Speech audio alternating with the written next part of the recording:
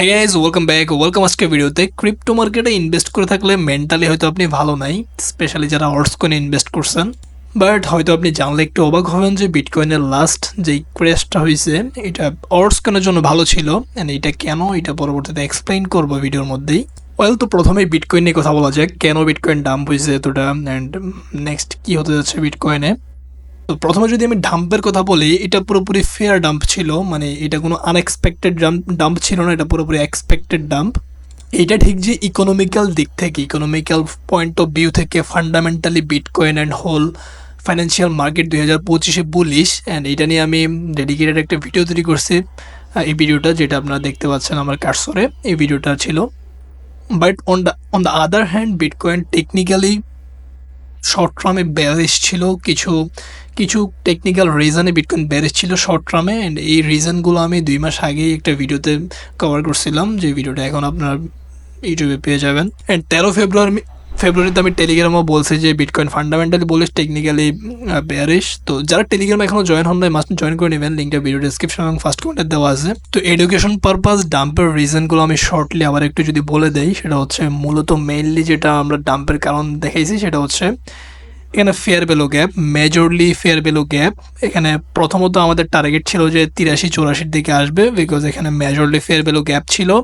And এখানে day chart, weekly chart, even monthly চার্টে এটা মেজর একটা ফেয়ার ভ্যালু গ্যাপ ছিল। And fair value gab means ওইখানের মধ্যে হিউজ পরিমাণ লিকুইডিটি থাকে, অ্যান্ড যেদিকে লিকুইডিটি বেশি থাকে বা যেদিকে লিকুইডিটির পরিমাণ অনেক বেশি থাকে সেদিকে মার্কেট যাবে বা যাওয়ার সম্ভাবনা খুবই বেশি, এটাই স্বাভাবিক। বাট বিটকয়েন 83,000-এ এসেই থামে নাই, বিটকয়েন 78,000-এ আসছেন। এইটারও কিন্তু মেজর রিজন আছে, সেটা হচ্ছে এটা নিয়েও কথা বলা হয়েছিল, এটা হচ্ছে সিএমই গ্যাপ। অ্যান্ড যখন এই সিএমই গ্যাপ থাকে ওইটা ফিল করার সম্ভাবনা 90% থাকে। অ্যান্ড সিএমই গ্যাপ নিয়ে আমি প্রিভিয়াসলি অনেকবারই বিস্তারিত কথা বলছি, এই ভিডিওতে আর কথা বলে ভিডিওটা বড় করতে চাই না। আপনারা যারা সিএমই গ্যাপ নিয়ে জানতে চান ইউটিউবে সার্চ করে এটা সম্পর্কে জেনে নিতে পারেন। এখানে আরও একটা রিজন আছে যেটা দেখে আমি পূর্বাভাস দিয়েছিলাম যে বিটকয়েন ডাম্প হওয়ার সম্ভাবনা বেশি। অ্যান্ড গুড নিউজ হচ্ছে এখন যে পূর্বাভাস এখানে দেখাচ্ছে সেটা হচ্ছে বিটকয়েন নেক্সট পাম্প করবে। এটা নিয়ে আরেকটু বিস্তারিত পরবর্তীতে কথা বলবো। এখানে দেখেন যখন বিটকয়েন এই পর্যায়ে থেকে, এটা হচ্ছে আমি যে চার্টটা দেখাইতেছি আপনাকে সেটা হচ্ছে গ্লোবাল M2 অ্যান্ড বিটকয়েনের যেই চার্টটা, এটা লাইন আকারে দেখাচ্ছে চার্টটা।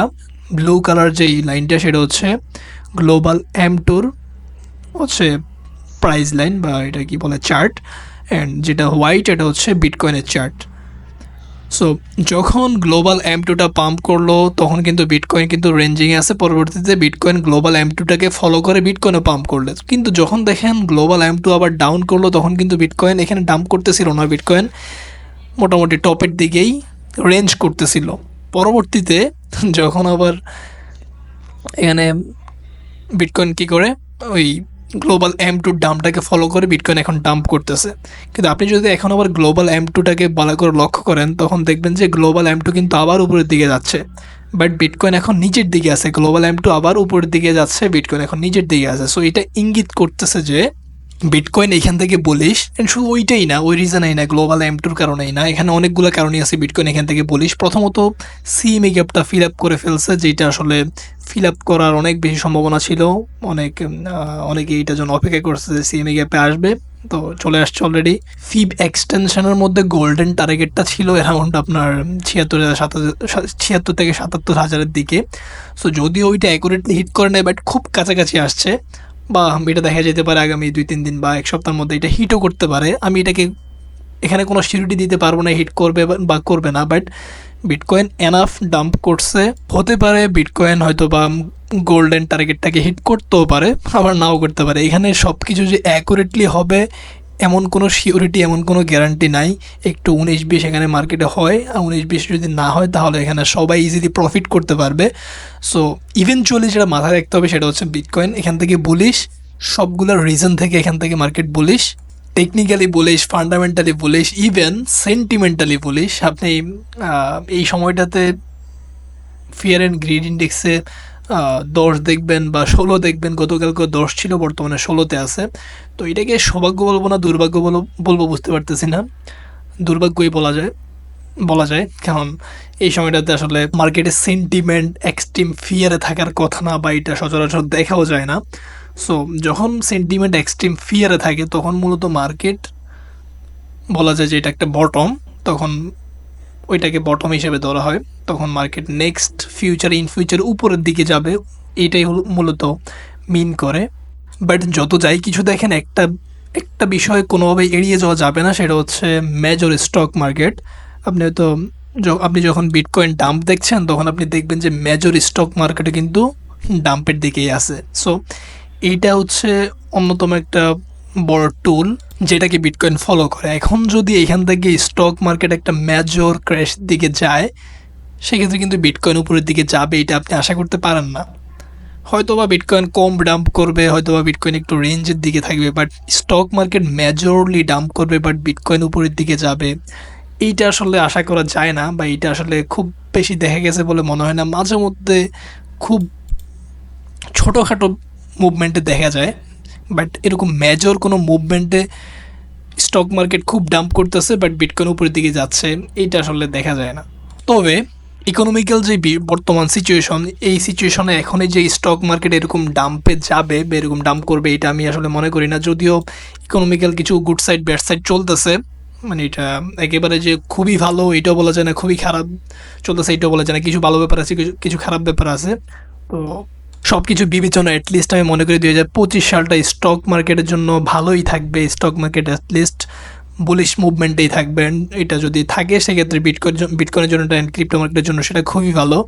এখন আসি মার্কেটে, আপনি হয়তো খেয়াল করছেন যখন বিটকয়েন এই রেঞ্জ মুভমেন্টে ছিল, রেঞ্জ অবস্থা ছিল, তখন বিটকয়েন যদি ছোটো পাম্পও করতো, লাইক 2% পাম্প করলো, একটা অর্ডস কয়েন দেখা গেল যে 6%, 8%, 10% পর্যন্ত ডাম্প করে যেত। বাট এই রিসেন্টলি বিটকয়েন যে মেজর একটা 95,000 থেকে হুট করে 78,000-এ চলে আসলো, এই সময়টাতে কিন্তু অল্টস কয়েনগুলো খুব বেশি ডাম্প করে নাই। অল্টস কয়েনগুলো ওই হয়তো বিটকয়েন আজকেও দেখছেন বিটকয়েন 8% পর্যন্ত 8% ডাম্প করছে, বাট ওই অল্টস কয়েনগুলো সিমিলার টু ওই 7%, 8%ই ডাম্প করছে। কোনো কোনো অল্টস কয়েন আরও কম ডাম্প করছে, লাইক 4-5% কোনো অল্টস কয়েন ডাম্প করছে, আবার কয়েকটা হয়তো বা একটু বেশিও করছে। তো এইটা মূলত ইঙ্গিত করতেছে যে মার্কেট অর্স সিজনের জন্য প্রস্তুত হচ্ছে। এখানে আমরা বিটকয়েনে এনাফ পাম্প পাইছি। বিটকয়েন 16,000 থেকে বিটকয়েন 1,10,000 দিকে চলে গেছে, বাট অর্স কয়েন আমরা কিছুই পাই নাই। সো বিটকয়েন এনাফ রিটার্ন দিছে। এখন হয়তো বিটকয়েন আরেকটা টপ তৈরি করবে, বিটকয়েন হয়তো ম্যাক্সিমাম হয়তো বা 1,25,000-30,000-এর দিকে যাবে। আমি আশা করতেছি 1,20,000-25,000-এর দিকে, বাট হয়তো বা 1,30,000-35,000-ও যাইতে পারে হয়তো ম্যাক্সিমাম। অ্যান্ড এটা বিটকয়েনের জন্য ম্যাক্সিমাম দেখতেছি আমি এই বুলরানের জন্য। এইখানে ঠিক যেভাবে দেখাইতেছে এইভাবে না, মার্কেট অবশ্যই সময় নিবে। এখানে হয়তো আরও কিছুদিন রেঞ্জ করবে, দেন আস্তে আস্তে পাম্প করবে, অ্যান্ড এই পাম্পের সময়টাতেই অল্টস সিজন চলে আসবে। মানে এই যে বিটকয়েনের এই পাম্পটা, নেক্সট পাম্পটা, এই পাম্পে মূলত অল্টস কয়েনগুলো বিটকয়েন থেকে অনেক বেশি আউট পারফর্ম করবে। লাইক বিটকয়েন 5% পাম্প করলে অল্টস কয়েনগুলো দেখা যাবে যে 20% পাম্প করবে, 15%, 20% পাম্প করবে। তো এইটাই মূলত অল্টস কয়েন সিজন কনসিডার করা হয়। অ্যান্ড এই ডাম্পের মাধ্যমে যেমন বিটকয়েন থেকে অনেক ফান্ড আউটফ্লো হয়ে যাবে এবং অনেক লিকুইডেশন পাবে মার্কেট, এবং অনেকগুলো বড় বড় কয়েন যেগুলো মার্কেটে অনেক বেশি মার্কেট ক্যাপ নিয়ে ধরে আসছে, যেমন XRP বলতে পারেন, সোল বলতে পারেন, BNB বলতে পারেন, তো এইগুলা থেকে ফান্ড বের হয়ে যাবে। দেন ওই ফান্ডগুলো ছোটো ছোটো অল্টস কয়েনগুলোতে ইনফ্লো হয়ে মার্কেটে অল্টস সিজন আসবে। এই যেগুলো অলরেডি অনেক রিটার্ন দিছে, ওইগুলোর বুল রান প্রায় শেষ, ওইগুলোর ম্যাক্সিমাম রিটার্ন প্রায় দিয়ে দিছে মার্কেট আশা করি ম্যাক্সিমাম পেইন্টটা দিয়ে দিছে।